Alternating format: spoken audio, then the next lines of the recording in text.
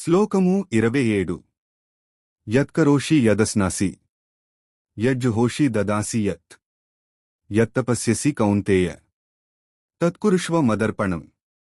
ఓ అర్జున, నీవు చేసే పనులు, నీవు తినే ఆహారం, నీవు చేసే హోమాలు, నీవు ఇచ్చే దానాలు, నీవు ఆచరించే తపస్సు, వీటన్నింటినీ నాకు అర్పితం చేయి.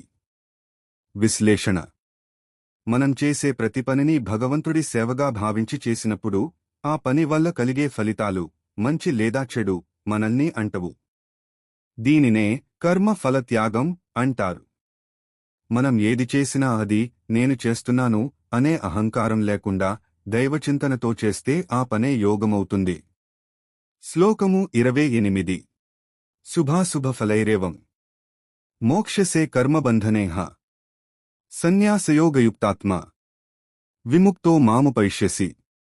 ఈ విధంగా నీవు చేసే ప్రతి పనిని నాకు అర్పించడం ద్వారా శుభాశుభ ఫలితాలను ఇచ్చే కర్మ బంధనాల నుండి నీవు విముక్తుడవుతావు.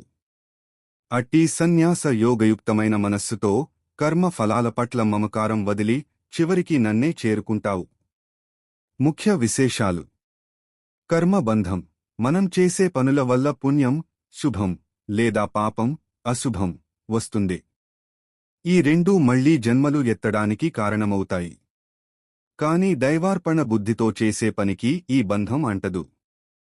సన్యాస యోగం: ఇక్కడ సన్యాసం అంటే అడవులకు వెళ్లడం కాదు, చేసే పని యొక్క ఫలితాన్ని వదిలిపెట్టడం, ఫలత్యాగం.